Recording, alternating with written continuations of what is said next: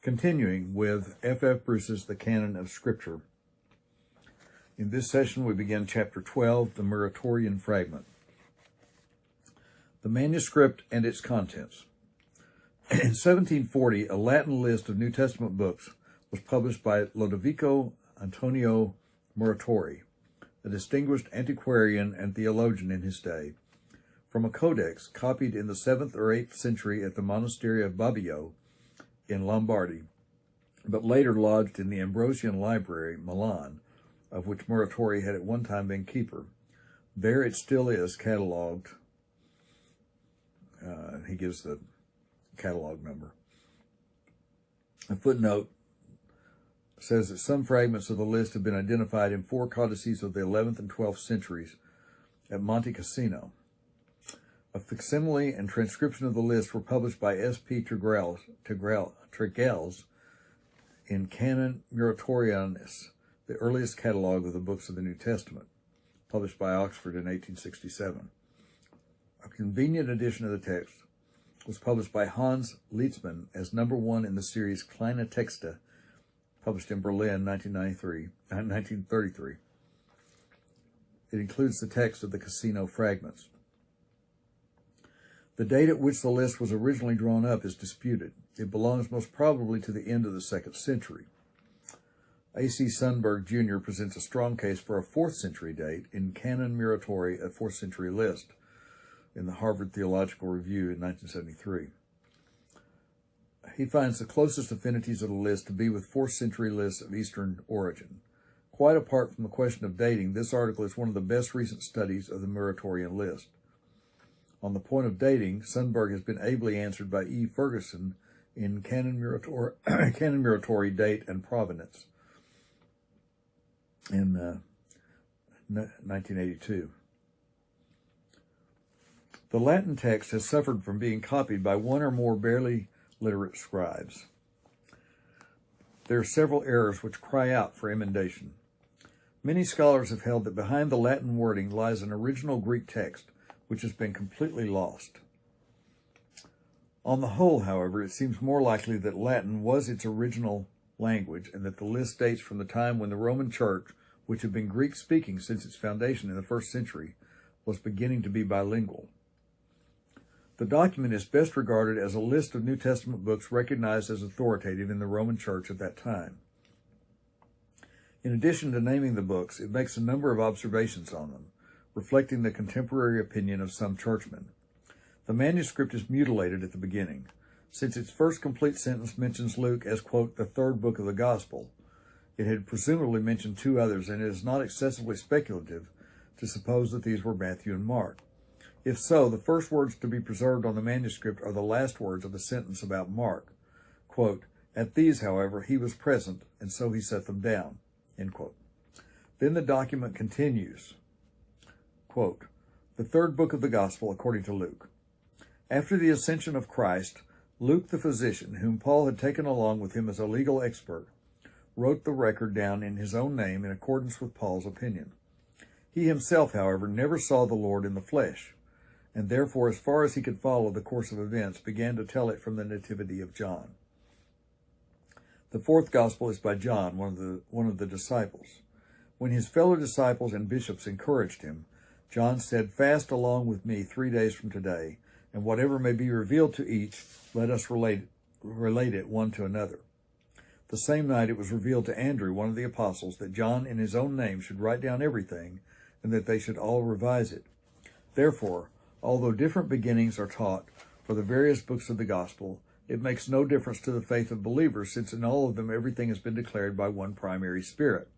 Concerning his nativity, passion, and resurrection, his association with his disciples, and his twofold advent, his first in humility when he was despised, which is past, his second resplendent in royal power, his coming again. It is no wonder, then, that John should so constantly present the separate details in his letters also, saying of himself, what we have seen with our eyes and heard with our ears and our hands have handled, these things have we written. For in this way he claims to be not only a spectator but a hearer, and also a writer in order of the wonderful facts about our Lord. The Acts of all the Apostles have been written in one book, addressing the most excellent Theophilus, Luke includes one by one the things which were done in his own presence, as he shows plainly by omitting the passion of Peter and also Paul's departure when he was setting out from the city for Spain. As for the letters of Paul, they themselves show those who wish to understand from which place and for which cause they were directed. First of all, he wrote to the Corinthians forbidding schisms and heresies, then to the Galatians forbidding circumcision. To the Romans, he wrote at greater length about the order of the Scriptures and also insisting that Christ was their primary theme. It is necessary for us to give an argued account of all these, since the blessed Apostle Paul himself, following the order of his predecessor John, but not naming him, writes to 7 churches in the following order. First to the Corinthians, second to the Ephesians, third to the Philippians, fourth to the Colossians, fifth to the Galatians, sixth to the Thessalonians, seventh to the Romans. But although the message is repeated to the Corinthians and Thessalonians by way of reproof, yet one church is recognized as diffused throughout the whole world. For John also, while he writes to 7 churches in the Apocalypse, yet speaks to all. Moreover, Paul writes 1 letter to Philemon, 1 to Titus, and 2 to Timothy in love and affection, but they have been hallowed for the honor of the Catholic Church in the regulation of ecclesiastical discipline. There is said to be another letter in Paul's name to the Laodiceans, and another to the Alexandrians, both forged in accordance with Marcion's heresy, and many others which cannot be received into the Catholic Church, since it is not fitting that poison should be mixed with honey. But the letter of Jude and the 2 superscribed with the name of John are accepted in the Catholic Church. Wisdom, also, written by Solomon's friends in his honor. The Apocalypse of John we also receive, and that of Peter, which some of our people will not have to be read in church. But the Shepherd was written by Hermas in the city of Rome quite recently, in our own times, when his brother Pius occupied the bishop's chair in the church of the city of Rome, and therefore it may be read indeed, but cannot be given out to the people in church either among the prophets, since their number is complete, or among the apostles at the end of the times. But none of the writings of Arsenas, or Valentinus, or Miltiades do we receive at all. They have also composed a new book of Psalms for Marcion. These we reject, together with Basilides and the Asian founder of the Cataphrygians. End quote. Comments on the list. 21 of the books which we have received in our New Testament are listed here as acceptable. Luke, says the compiler, was not an eyewitness or hearer of Christ. What then was the nature of his authority? It derived from his association with Paul. He accompanied Paul, it is said, as a legal expert. This choice of words is a powerful argument in favor of regarding Latin as the original language of the document. It reflects a feature of Roman provincial administration. A Roman provincial governor had a legal expert, a juris studiosus, the phrase used here, on his staff. This expert drafted legal documents in the name or in accordance with the opinion of his superior. So Luke, it is implied, having been attached to Paul's staff, issued his writings in his own name, but in accordance with Paul's opinion. Luke's writings, that is to say, are endowed with apostolic authority, although they do not appear under the apostle's name. And in footnote, Bruce says the argument from Iuris Studiosus, legal expert, is set forth by A. Earhart, The Gospels in the Muratorian Fragment, page 16 through 18. Earhart had the advantage of having been a professor of Roman law before he turned to the study of ecclesiastical history. Even so good a Latinist as Alexander Suter missed the point here. He tentatively adopted E.S. Buchanan's emendation of quasi ut iuris studiosum as a, quote, as a legal expert, to quasi adiutorium studiosum, quote, as a devoted helper. And that's in the text and canon of the New Testament, published in London in 1954. 3 points of interest arise in the account of the Gospel of John. First, the tale about John's fellow disciples preserves a tradition that others apart from John himself were involved in the production, or at least in the publication, of his work. We may recall the anonymous endorsement at the end of the work by those who say of the evangelist, quote, "We know that his testimony is true," John 21:24. And in footnote, he says the tale about John's fellow disciples was probably derived from Papias. Next, the insistence that all the Gospels received in the church bear witness to one and the same faith is a corollary of the claim that John's fellow disciples shared responsibility for his Gospel. This faith is summarized in a sequence paralleled in the Old Roman Creed. Thirdly, the emphasis on the eyewitness character of John's record is linked with the opening words of his first epistle, affirming that the matters to be dealt with are those with which the writer has been in direct and personal touch. A contrast has been seen between those words of 1 John 1 through 3, that which we have heard, which we have seen with our eyes, and the Gnostic use of the quotation in 1 Corinthians 2:9, what no eye has seen nor ear heard. The words of this last quotation, derived by Paul from an unknown source, are ascribed to Jesus in the Gospel of Thomas and the Acts of Peter. They appear to have been pressed into service as an initiation formula in some Gnostic schools. The initiate was promised experiences in which the rank and file could not share. The compiler of the Muratorian list was firmly anti-Gnostic. The list goes on to refer to Acts as, quote, the Acts of all of the apostles. This title embodies a patent exaggeration of the subject matter of the book. I am going to go back. I want to go back and look at that. The Acts of all the apostles. Okay. I'm sure I read that correctly a while ago to you, but in my mind, I think I thought all the Acts of the apostles. Okay. The Acts of all the apostles. All right. So he says the list goes on to refer to Acts as the Acts of all the apostles. This title embodies a patent exaggeration of the subject matter of the book. Even the traditional designation, the Acts of the Apostles, is an exaggeration. The book records some acts of some apostles, and nothing more than this is claimed in the Greek title, which is Acts of Apostles. What the author originally called it is uncertain, perhaps Luke to Theophilus, Volume 2. Two apostles in particular, Peter and Paul, have their acts recorded here. What was the reason for the Muratorian exaggeration? Possibly it marks a reaction against Marcion. Marcion claimed that Paul was the only faithful apostle of Jesus, but the compiler of our list implies, in accordance with the judgment of the Catholic Church, quote, we acknowledge all the apostles and not Paul only. Here's an authoritative document which records their acts and not only Paul's, end quote. An alternative possibility is that in saying the Acts of all the apostles have been written in one book, the compiler wishes to emphasize that Luke's Acts is the only genuine book of apostolic Acts. From about AD 160 onwards, there began to appear in various parts of the Christian world a number of compositions claiming to record the acts of this or that apostolic figure. The Acts of Peter, the Acts of Paul, the Acts of John, the Acts of Andrew, the Acts of Thomas. The compiler may mean none of these is authentic. All that can be known of any of the apostles is exclusively recorded in this one book. Yet the compiler shows acquaintance with at least one of these volumes of apocryphal Acts, the Acts of Peter. He tries to explain the omission from Luke's Acts of some events in the careers of the apostles by saying that Luke recorded only such things as took place in his own presence. An inept explanation, for the things that took place in Luke's presence are confined to those sections of Acts where the story is told in the first person plural, the so-called we sections. Luke, he says, omits all mention of Peter's martyrdom or Paul's embarkation for Spain because he was not there to witness them.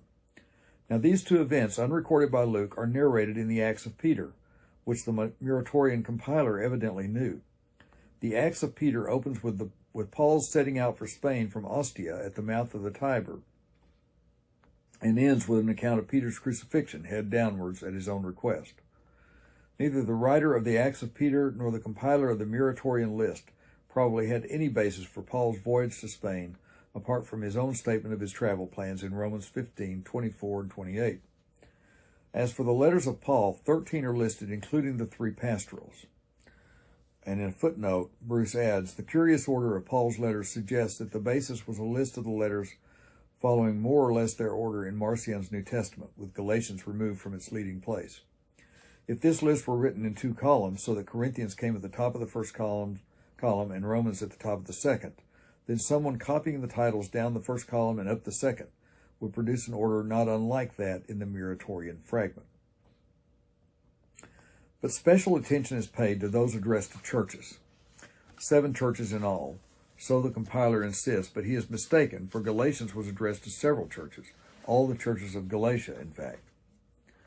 In writing to 7 churches, the reader is told, Paul followed the precedent of John, who, quote, in his Apocalypse, while writing to 7 churches, yet speaks to all. And a footnote adds, from K. Stendhal, the Apocalypse of John and the Epistles of Paul and the Muratorian Fragment in Current Issues in New Testament Interpretation, published in New York in 1962, goes so far as to suggest that for the compiler of our list, the canonicity of Paul's letters depended on that of John's Apocalypse. The analogy between Paul's 7 churches and John's is pointed out by Cyprian in Exhortation for Martyrdom and Victorinus of Petau on the Apocalypse. Quite apart from the number of churches addressed by Paul, Tertullian emphasizes the universal relevance of Paul's letters. Quote, when the apostle wrote to some, he wrote to all. The 7 churches, that is to say, stand for the whole worldwide church. Even the pastoral epistles, while addressed to individuals, are credited with a Catholic dimension, universal dimension. This making Paul follow the precedent of John is chronologically preposterous. It probably indicates, however, that for the compiler, the primary criterion of inclusion in the list was prophetic inspiration. In the early church as a whole, the predominant criterion appears to have been apostolic authority, if not apostolic authorship. For this writer, however, even apostolic authorship evidently takes second place to prophetic inspiration. John's Apocalypse, being self-evidently the work of a prophet, was naturally included in the list. And in footnote, he says its position between wisdom and the shepherd does not mean that it is accorded only marginal canonicity. Its earlier mention in the discussion of Paul's letters is proof enough of that. So also, but not so naturally, was the Apocalypse of Peter, no doubt in the belief that it was a genuine work by the Prince of the Apostles. It is acknowledged, however, that it did not find universal acceptance, but it was felt to be edifying. It contained lurid pictures of the torments of the damned, which in due course exercised some influence on Dante's Inferno, and it was undoubtedly orthodox by the standards of the Roman Church, and therefore acceptable as the Gospel of Peter was not. The letter of Jude is listed, and 2 letters of John, probably 1 John and 2 John. It has sometimes been suggested that since 1 John has already been quoted in the comment on the 4th Gospel, the 2 letters mentioned here are 2nd and 3rd John. But this is a less natural way to understand the reference. There is evidence elsewhere that 2nd and 3rd John were canonized separately. A footnote says there is evidence that 3rd John was translated into Latin by a different hand from 1st and 2nd John.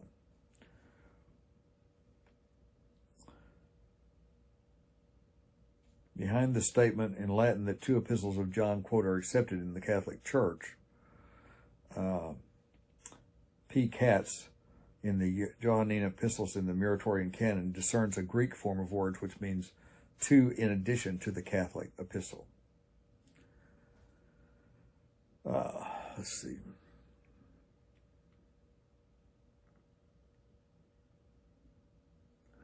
The letter to the Hebrews is not mentioned, which is only to be expected in a Roman canon of the 2nd or 3rd century. As the letter of Clement shows, Hebrews was known at an early date in the Roman Church, but was not accorded the authority enjoyed by the letters of Paul.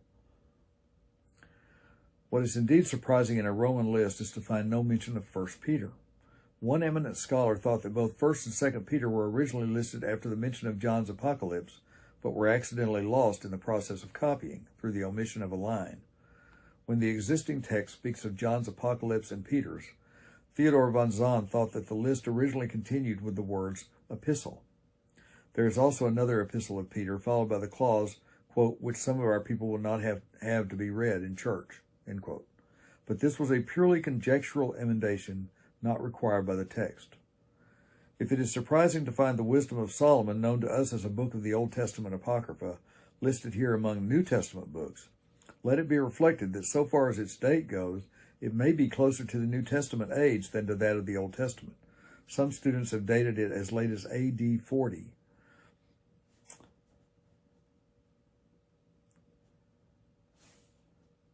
As for the statement that it was, quote, written by Solomon's friends in his honor, this may reflect the tradition that wisdom is much too late to be the work of Solomon himself. Those who hold that a Greek original lies behind the Latin list have often suggested that friends, philoi in Greek, was a wrong reading for Philo, the Jewish philosopher of Alexandria, who lived circa 20 BC to circa AD 50. What the compiler allegedly wrote was written by Philo in Solomon's honor, or something like that. But this is an unnecessary supposition. In any case, the stylistic objections to ascribing wisdom to Philo's authorship, even if it was written in his lifetime, are almost insuperable.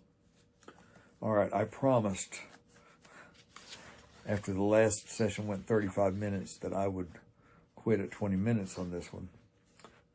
And I still have about 3 pages left of this chapter, so I'm going to stick to my promise. And so in our next session, we will finish chapter 12, the Muratorian Fragment, and then take up with chapter 13, if we have time, Irenaeus, Hippolytus, and Novation. So, thanks for watching.